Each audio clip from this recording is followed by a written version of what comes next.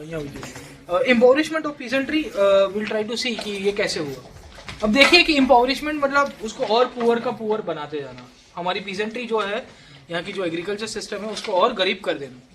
अभी उसके पीछे का जो रीजन है उसमें यह देखने को मिलता है कि गवर्नमेंट अभी तक एक ही चीज के ऊपर अटकी पड़ी थी।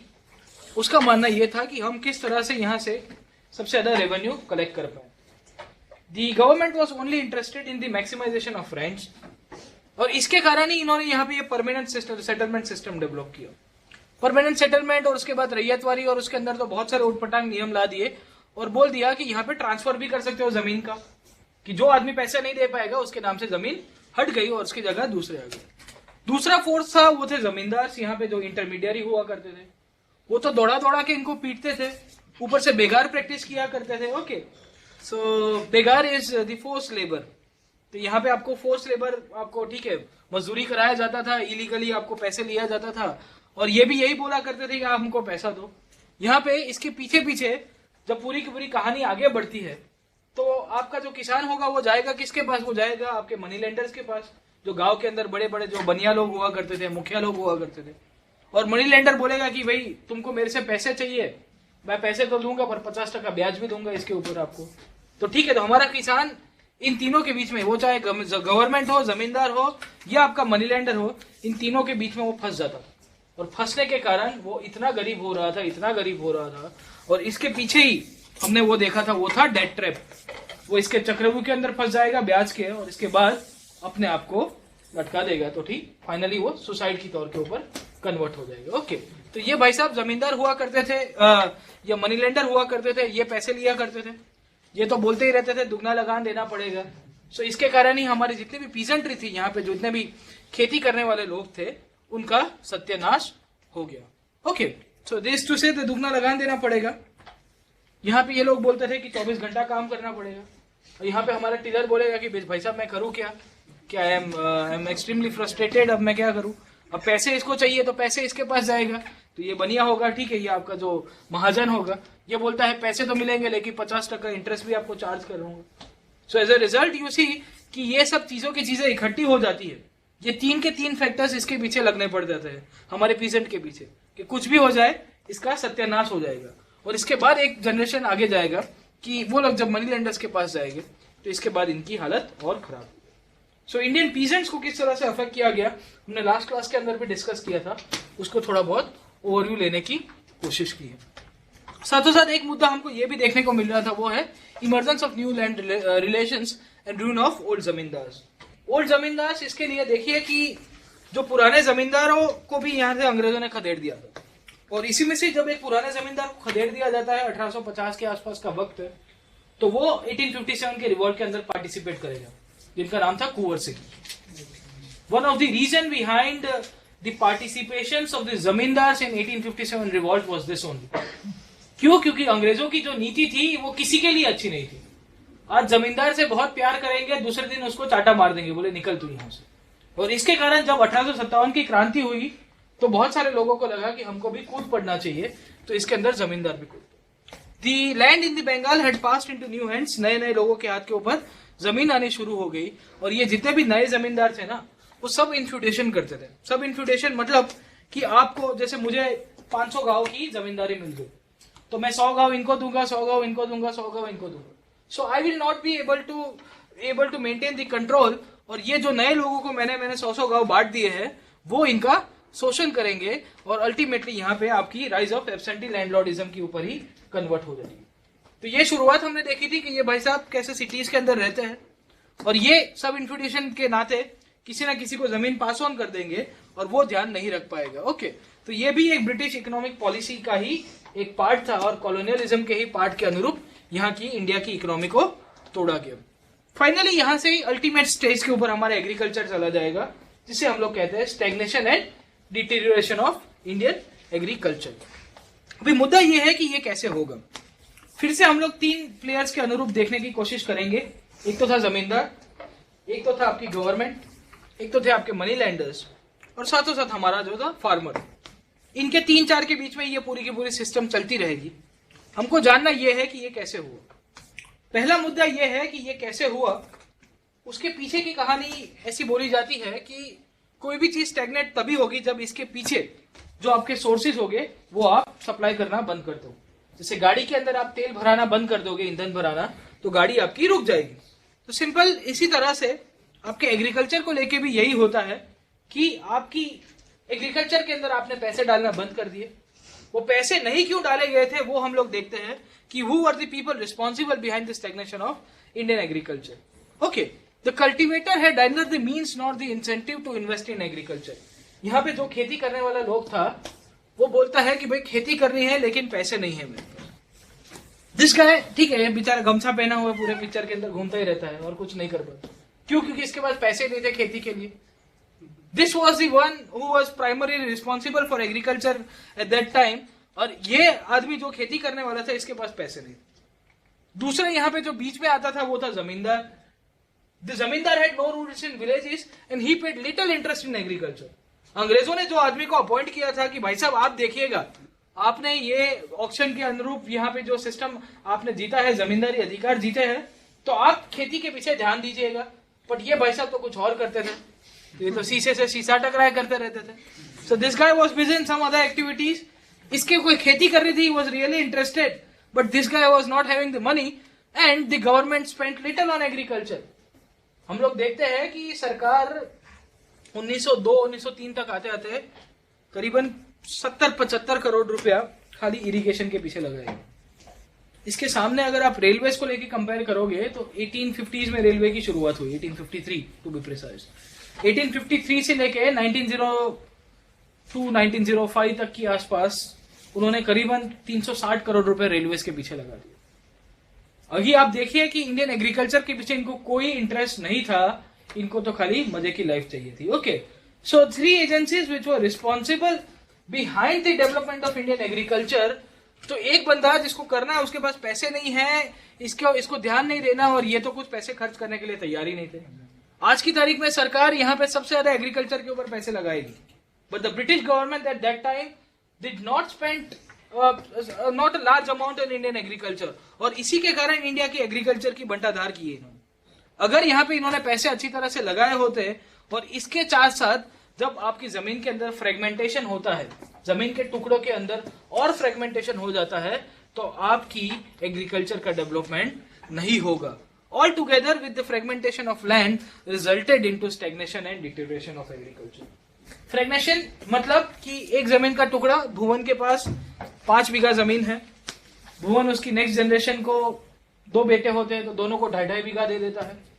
उसके 2 बेटों के और 3-4 बेटे हो जाते हैं तो सबके भाग के ऊपर 50, आप मैंने बताया ना कि आधा बीघा जमीन आएगी।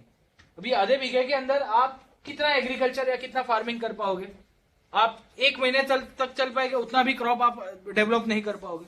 और जब ये सब चीजें आपके पास ऑलरेडी पैसे नहीं है, इसके साथ साथ आपके जमीन के अंदर इतना फ्रेगमेंटेशन हो गया, और जब ये सब चीजें इकट्ठी हो जाएगी, पैसे पंप नहीं हो रहे, और इसी के चलते आपका एग्रीकल्चर पूरी की पूरी तरह से स्टैग्नेट एंड डिटेरियोरेट हो गया।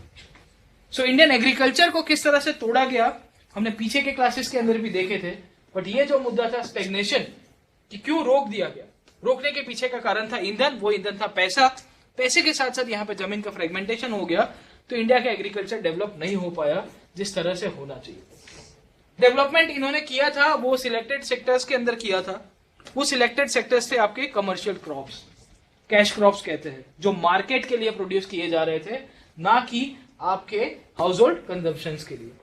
यहाँ पे एक डेवलपमेंट आपको देखने को मिलता है, वो है कमर्शियलाइजेशन ऑफ इंडियन एग्रीकल्चर।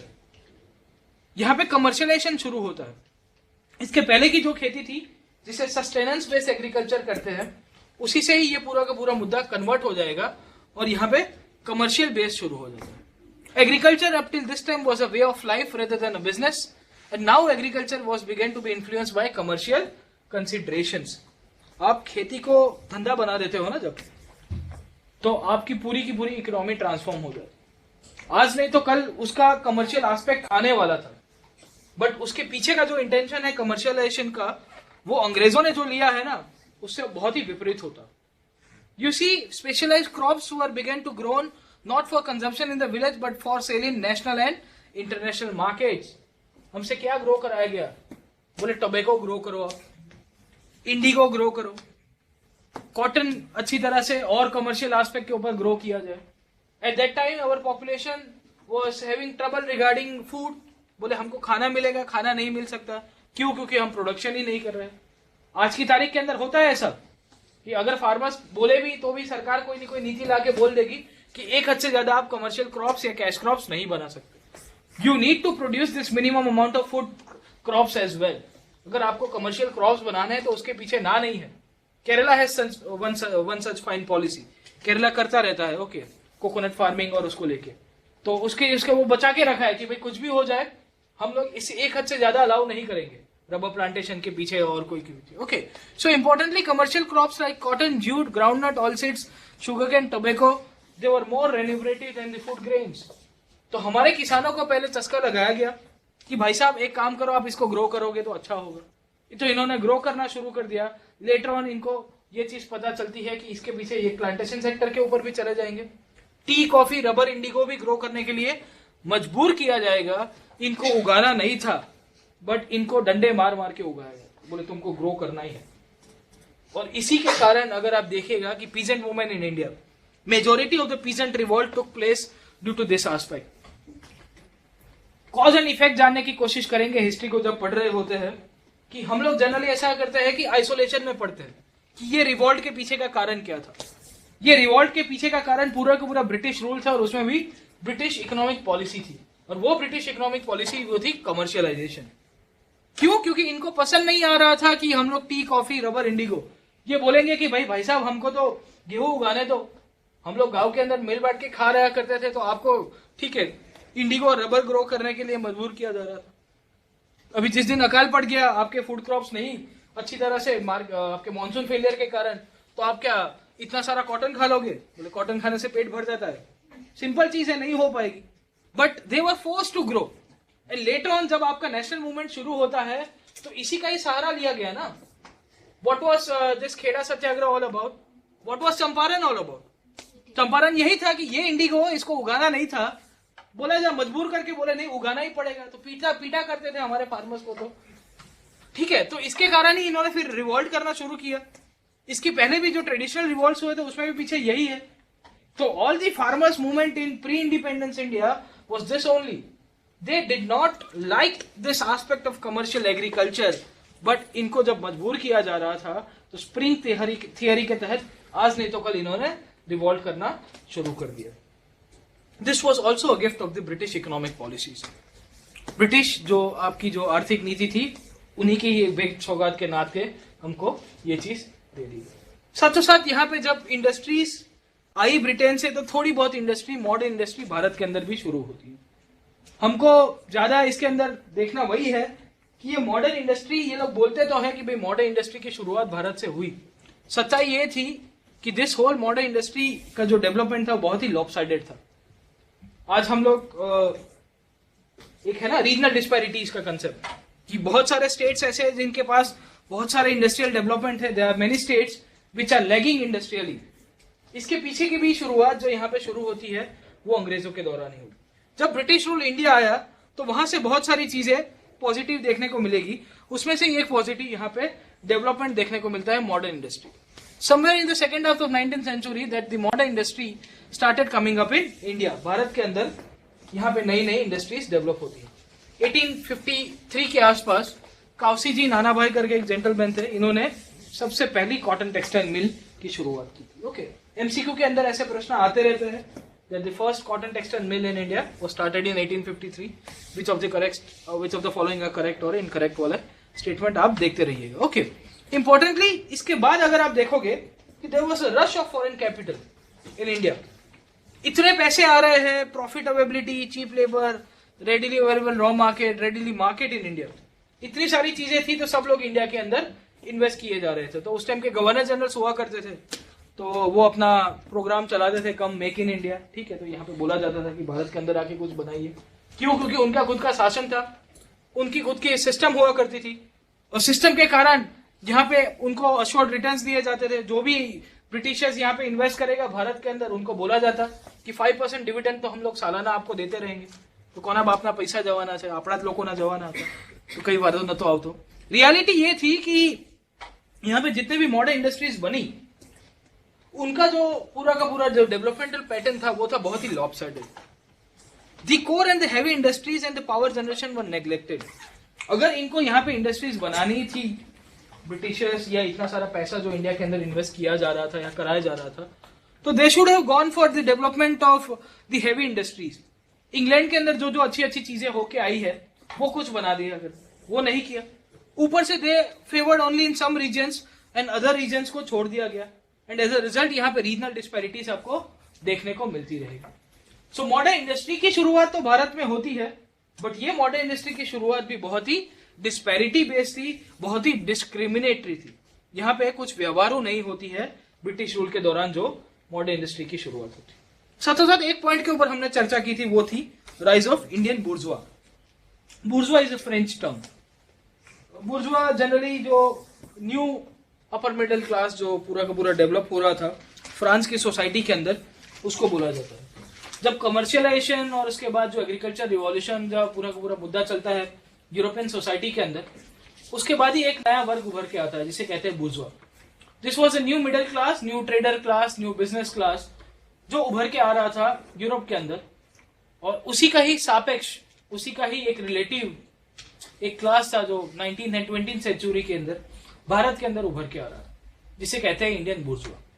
अभी ये ऐसे लोग थे जो ब्रिटिश कॉलोनियल रूल का ही सहारा लेके थोड़े बहुत पैसेदार या मालदार बन गए. सो इनका काम तो ऐसा ही था कि ब्रिटिश गुड्स के लिए थोड़ा बहुत कुछ पॉजिटिव या कुछ सकारात्मक नीतियों का उसका जो फॉलो होना चाहिए वो अच्छी तरह से करे, और इसके कारण ही इनका पूरा का पूरा ग्रोथ होता है. So there were 3 people, generally 3 तरह के लोग थे जो ये बुर्जुआ के अंदर कंसिडर हुआ करते थे. एक तो थे इंडियन ट्रेडर्स जो व्यापारी लोग थे, एक तो थे मनी लैंडर्स जो यहाँ पे पैसे जो ब्याज के ऊपर देते रहते. मैंने बताया जो गांव के अंदर जो बनिया कम्युनिटी के लोग थे या मुखिया लोग था कोई, और बहुत सारे ऐसे थे जो बैंकर्स थे. अब आप समझो कि जब इंडस्ट्री का डेवलपमेंट हुआ तो डेवलपमेंट इनका होगा कि नहीं होगा. ट्रेडर होगा जो इंडस्ट्री से सामान लेके डायरेक्ट बेचेगा. मनी लैंडर ऐसा होगा जो गांव के अंदर अपना पूरी की पूरी डेवलपमेंट करेगा और बोलेगा कि आपको ट्रेडर से माल खरीदना है, छोटे व्यापारी को बोलेगा तो मेरे से लेके जाओ पैसा, मैं आपको इतना % ब्याज के ऊपर दे देता हूँ. या कोई भी गांव का सामान्य आदमी जिसके पास पैसा नहीं होगा वो इसके पास जाएगा. एंड फाइनली ये जो क्लास है जो बैंकर्स का है, ये बैंकर बोलेगा कि मैं इन दोनों को पैसे दूंगा और इंडस्ट्री वाले को भी दूंगा. आपको इंडस्ट्री लगानी हो तो कोई बात नहीं, मेरे से लेके जाओ, we are providing red carpet to you. और इनका जो पूरा का पूरा जो रोल था, it fitted into the British scheme of colonial exploitation. क्यों? क्योंकि इनका रोल बहुत ही महत्वपूर्ण हो जाता है. किस तरह से एक्सप्लॉयटेशन चलता है इसके पीछे इनका भी रोल है. ये बोलता है कि ये मनी लेंडर था, ये बोलेगा कि भाई पैसे मिलेंगे लेकिन 50% इंटरेस्ट चार्ज होगा. तो इनका ग्रोथ हुआ 50% ब्याज खाते खाते खाते खाते कितने कितने तगड़े हो जाते हैं ये लोग. मनी लेंडर्स के पीछे भी एक रिवॉल्ट होता है महाजन के पीछे महाराष्ट्र के अंदर. उसमें भी यही रीजन था क्योंकि this money lenders used to work hand in hand with the British authority. उनके साथ काम करने वाले लोग थे. इनकी नीतियां कॉमन गांव वालों को पसंद नहीं आती थी, तो इसके कारण ये भी इनको भी ग्रोथ हो रहा था. This were the traders. आलू ले लो, कांदा ले लो. They used to sell imported products to end users. ये लोग क्या करते थे कि पोर्ट के ऊपर से सामान जैसे ही आता था तो रेलवे स्टेशन के ऊपर जाते, रेलवे आती थी ना उनके गांव तक या डिस्ट्रिक्ट कैपिटल तक, फिर वहां से ये लॉरी लेके निकल जाते थे. बोले देखो इंपोर्टेड परफ्यूम लेके आए हैं, इंपोर्टेड क्लॉथ लेके आए हैं. सो इनका भी विकास हो रहा था और ये बेचते क्या थे, इंडियन प्रोडक्ट्स को थोड़ी बेचते थे. They used to sell the British products. So important इनका भी ग्रोथ अच्छा हुआ क्योंकि कस्टम मेड गुड्स को बेच रहे थे. जो कस्टम मतलब जो बाहर से आने वाला, આપણે પ્રી 1990s હમણાં 2000 સુધી પણ એટલે કસ્ટમ શોપ્સ રહેતી હતી સિટીઝમાં, ખ્યાલ છે બધા. So they use to sell this electronic items, પછી શૂઝ ને પરફ્યુમ્સ ને કપડા ને બધું. એક મૂવી પણ આવ્યું હતું અનુષ્કા શર્મા એન્ડ બદમાશ કંપની. યસ, બદમાશ કંપની. એમાં આવું જ છે. પ્રી 1990s નું ઇન્ડિયા બતાવ્યું છે. સો એ લોકો પણ આ જ કામ કરતા હતા. એ લોકો બહારથી થાઈલેન્ડથી ને બધા જુદા જુદા દેશોથી બધો સામાન ખરીદે અને પછી અહીંયા સ્મગલ કરાવે, સ્મગલ કરીને પછી વેચે. પછી એ લોકોને પૈસો બહુ સારો મળતો. સેમ વે આ જે ભાઈ હતા, આ ભાઈ પણ એવું જ કરતા હતા કે બ્રિટિશ ગુડ્સને લઈને એન્ડ માર્કેટ સુધી વેચી આવે. સો આ લોકોને મજા પડી જતી હતી, તો આમનો પણ વિકાસ સારો થઈ ગયો. The third character eight that time was the mister banker. And this banker ये से कि मैं इन दोनों को पैसे दूंगा, जिसको पैसा चाहिए मैं सबको दे दूंगा. सो ऑल दिस रोल, ये जितने की तीनों कैरेक्टर है, इंडियन ट्रेडर्स है, मनी लेंडर्स है या बैंकर्स है, ये तीनों का रोल एकदम सही फिट हो जाता। तो इसके कारण जब इंडस्ट्रीज आई और इंडस्ट्रीज के कारण जो थोड़ा बहुत ट्रेड का डेवलपमेंट हुआ, तो इंडिया के अंदर जो एक न्यू मिडिल क्लास है ना, उसका डेवलपमेंट होता। सो कॉलोनियल रूल का एक पॉजिटिव इफेक्ट देखने को मिलता है कि न्यू मिडिल क्लास इंडिया के अंदर उसका ग्रोथ तो होगा, but this guys were having the colonial exploitation thought, कि उनको पता नहीं था कि भाई ये कौन सी चीज का व्यापार कर रहे हैं। दे ओनली थॉट कि हम लोग यही बोलते हैं ना, 20 स्वदेशी 22 स्वदेशी, एक नारा चलता रहता है। स्वदेशी मूवमेंट से ही चल रहा था ये तो 1905 से ही, आज भी चलता रहता है कि why this MNC should go and should come and sell their products. हम लोग भी इतने भी कैपेबल है तो हमारे लोग ही कर पाएंगे, अच्छा है। सो यहाँ पे इनको ये चीज नहीं पता था कि 20 स्वदेशी 22 स्वदेशी, 1905 के आसपास पता चलता कि यार 20 स्वदेशी 22 स्वदेशी ये सब पोर्ट वोर्ट से लेके आए, इससे अच्छा यहाँ पे हम लोग इंडस्ट्रीज डेवलप कराए। पोस्ट 1900 यू विल सी कि नई नई इंडस्ट्रीज का डेवलपमेंट, बट इसके पहले जो हुआ वो बहुत ही स्मॉल स्केल इंडस्ट्रीज का ही डेवलपमेंट होता रहता है। Okay, the Indian money lenders would provide loan to hard pressed agriculturist and thus facilitated the state collection of revenue. यहाँ पे जो भी इंसान खेती करने वाला था वो ये मनी लेंडर से पैसे लेगा, पैसे लेने के बाद वो खेती करेगा, खेती करने के बाद स्टेट उसके पास जाएगा कि चलो हमें रेवेन्यू आप ही दो ना, तो सबका साथ सबका विकास। इसलिए खेडूत को पैसे दिए, किसान ने कुछ उगाया, उसके बाद फाइनली स्टेट उसके पास चला जाएगा कि चलो उगाया है तो इतना % शेयर आपको देना पड़ेगा। Indian trader carried the imported products to the remotest corners. तो यहाँ पे जो ब्रिटिश गवर्नमेंट को, अगर आपको जनरली आप थोड़ा बहुत मार्केटिंग और वो जानते हो, तो डिस्ट्रीब्यूटर्स लगाने पड़ते हैं, डिस्ट्रीब्यूटर्स के नीचे होलसेलर्स, रिटेलर्स, फिर आप ये एफएमसीजी सेक्शन है पूरा का पूरा, सीएनएफ होता है जनरली, अगर पूरा स्टेट का लिखना हो या रीजन वाइज आपको डिवाइड करना हो। तो वो सब मगजमारी चली गई ब्रिटिशर्स को।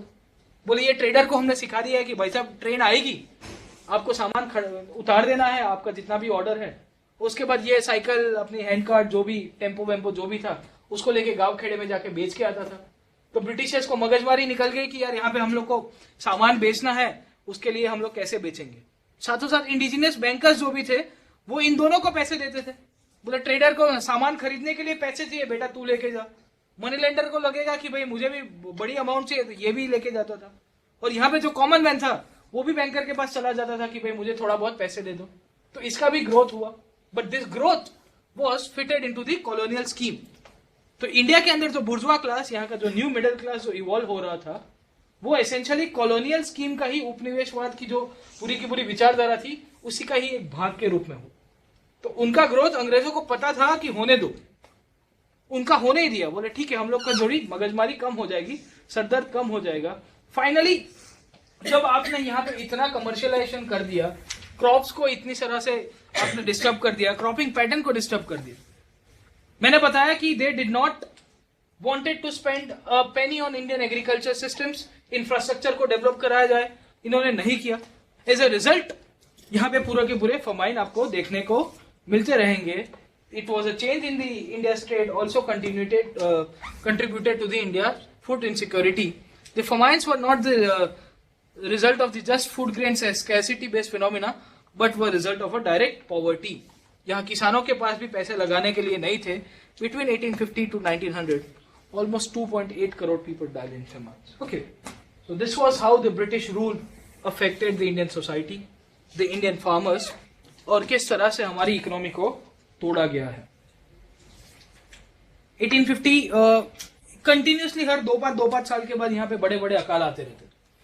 The last was the great Bengal famine in 1940s, 43, 42, 44, and at that time you see कि यहाँ का जो गवर्नर था बंगाल का, वो चर्चिल को लेटर लिखता है, बोले your excellency we are going through very tough stage. और यहाँ पे तो सेकेंड वर्ल्ड वॉर था आपका, तो ऊपर से वो जापानीज इन्वेजन का डर लग रहा था थोड़ा बहुत पीछे से। बोले ये इसके पोर्शन से आ जाएगा और बंगाल के अंदर लोग मारे जा रहे हैं।